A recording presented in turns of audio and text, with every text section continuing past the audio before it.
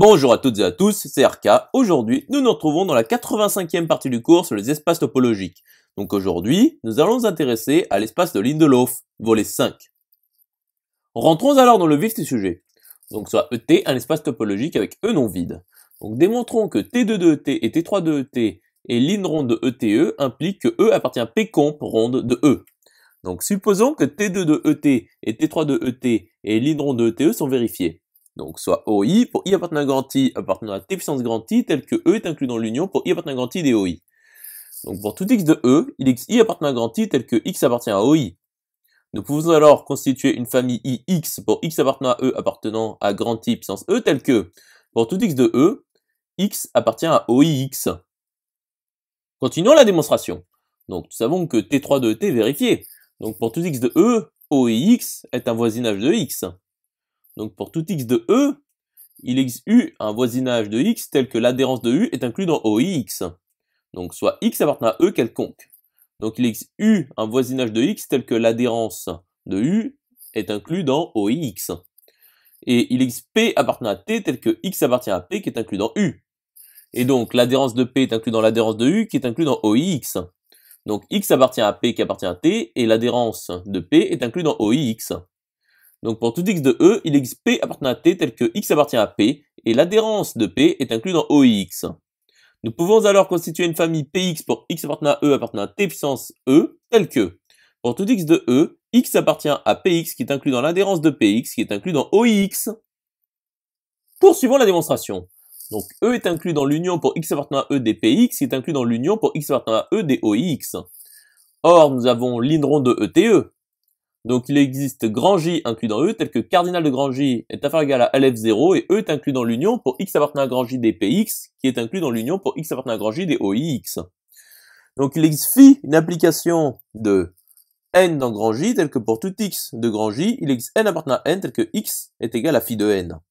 Donc l'union pour X appartenant à J des PX est égal à l'union pour N appartenant à N des P phi de N et l'union pour X appartenant à grand J des OIX est égal à l'union pour N appartenant à N des OI phi de N.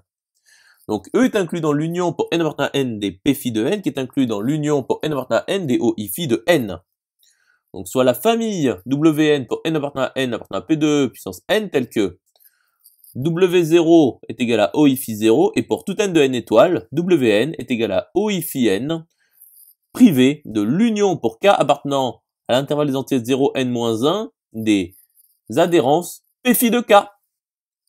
Continuons la démonstration.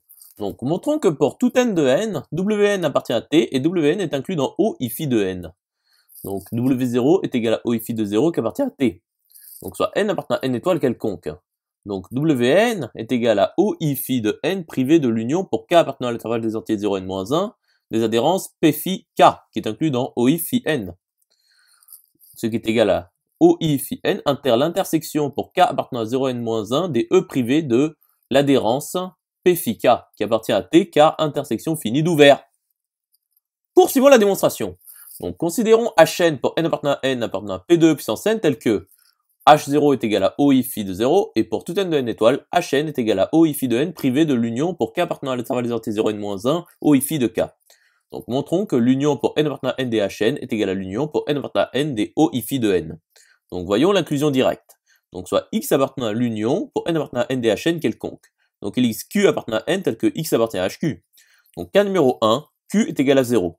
Donc X appartient à H0 qui est égal à OI phi de 0 qui est inclus dans l'union pour N appartenant à N des OI phi de N.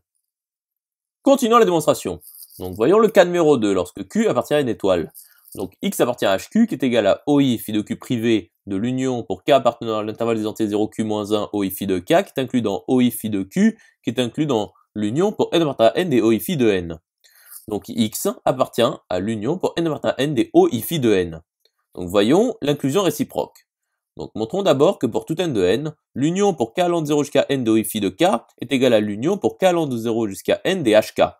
Donc nous allons appliquer une récurrence sur N appartenant à N. Donc voyons l'initialisation lorsque N égale à 0. Donc OI phi de 0 est égal à H0. Donc initialisation établie. Poursuivons la récurrence. Donc voyons l'hérédité. Donc soit n appartenant à n fixé vérifiant la propriété. Donc l'union pour k allant de 0 jusqu'à n plus 1 dhk est égale à l'union pour k allant de 0 jusqu'à n dhk union hn plus 1. Ce qui est égal à l'union pour k allant de 0 jusqu'à n des OI phi de k union OI phi n plus 1 privé de l'union pour k allant de 0 jusqu'à n des OI phi de k. Ce qui est égal à l'union pour k allant de 0 jusqu'à n des OI phi de k union OI phi n plus 1 inter E privé de l'union pour k allant de 0 jusqu'à n des OI phi de k. Ce qui est égal à l'union pour k allant de 0 jusqu'à n des OI phi de k union OI phi de n plus 1 inter l'union pour k allant de 0 jusqu'à n des OI phi de k union E privé de l'union pour k appartenant à 0n des OI phi de k. Ce qui est égal à l'union pour k allant de 0 jusqu'à n plus 1 des OI phi de k inter E. Ce qui est égal à l'union pour k allant de 0 jusqu'à n plus 1 des OI phi de k. Donc pour tout n de n, l'union pour k allant de 0 jusqu'à n de OI phi de k est égale à l'union pour k allant de 0 jusqu'à n des h de k. Poursuivons la démonstration. Donc soit x appartenant à l'union pour n appartenant à n des OI phi de n quelconque. Donc il existe n appartenant à n tel que x appartient à OI phi de n qui est inclus dans l'union pour k allant de 0 jusqu'à n des OI phi de k qui est égal à l'union pour k allant de 0 jusqu'à n des hk. Donc x appartient à l'union pour k allant de 0 jusqu'à n des hk qui est inclus dans l'union pour n appartenant à n des hn. Et donc, l'union pour n appartenant à n des hn est égale à l'union pour n appartenant à n des OI phi de n, car l'inclusion réciproque est triviale. Continuons la démonstration. Donc, montrons alors que l'union pour n appartenant à n des hn est inclus dans l'union pour n appartenant à n des wn. Donc, soit x appartenant à l'union pour n appartenant à n des hn quelconque. Donc, il existe q appartenant à n tel que x appartient à hq. Donc, voyons le cas numéro 1 lorsque q est égal à 0.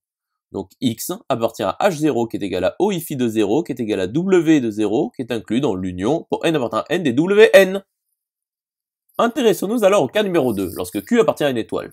Donc x appartient à hq qui est égal à OI phi de q privé de l'union pour k appartenant à 0q-1 des OI phi de k. Or pour tout i de 0q-1, l'adhérence de p phi de i est inclus dans OI phi de i. Donc l'union pour k appartenant à 0q-1 de l'adhérence de p phi de k est inclus dans l'union pour k appartenant à 0q-1 des OI phi de k. Donc E privé de l'union pour k appartenant à 0q-1 des OI phi de k est inclus dans E privé de l'union pour k appartenant à 0q-1 des adhérences de p phi de k. Poursuivons la démonstration. Donc OI phi de q inter E privé de l'union pour k appartenant à 0q-1 des OI phi de k est inclus dans OI phi de q inter E privé de l'union pour k appartenant à 0q-1 des adhérences de p phi de k. C'est-à-dire OI phi de q privé de l'union pour k appartenant à 0q-1 des OI phi de k est inclus dans OI phi de q privé de l'union pour k appartenant à 0q-1 des adhérences de p phi de k. C'est-à-dire hq est inclus dans wq. Donc x appartient à wq qui est inclus dans l'union pour n appartenant à n des wn. Et donc x appartient à l'union pour n appartenant à n des wn. Par conséquent, l'union pour n appartenant à n des hn est inclus dans l'union pour n appartenant à n des wn. C'est-à-dire l'union pour n appartenant à n des OI phi de n est inclus dans l'union pour n appartenant à n des wn. À présent, montrons que E est inclus dans l'union pour n appartenant à n des wn. Donc nous savons que E est inclus dans l'union pour n appartenant à n des OI phi de n qui est inclus dans l'union pour n appartenant à n des wn.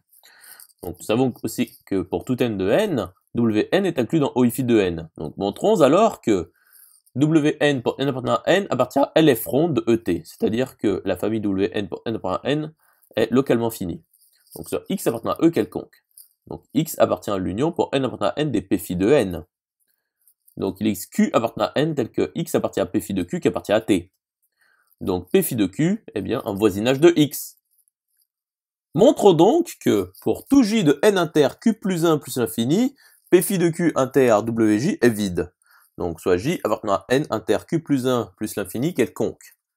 Donc p phi de q inter wj est égal à p phi de q inter OI phi de j privé de l'union pour k appartenant à 0j-1 des adhérences de p phi de k. Or q appartient à 0j-1. Donc p phi de q inter OI phi de j privé de l'union pour k appartenant à 0j-1 des adhérences de p phi de k est inclus dans p phi de q inter E privé de p phi de q en adhérence qui est inclus dans p phi de q inter E privé de p phi de q qui est vide. Donc p phi de q inter wj est vide. Et donc pour tout j de n, p phi de q inter wj est non vide implique que j appartient à 0q. Donc cardinal de cp phi de q wn pour n appartenant à n appartient à n. Et donc t2 de t et wn pour n appartenant à n appartient à lf ronde de t et pour tout n de n, wn est inclus dans OI phi de n et E est inclus dans l'union pour n appartenant à n des wn. Donc E appartient à P comprendre de E. Conclusion établie. J'espère que cette vidéo vous aura plu et vous sera utile. Nous nous retrouvons dans la 86e partie.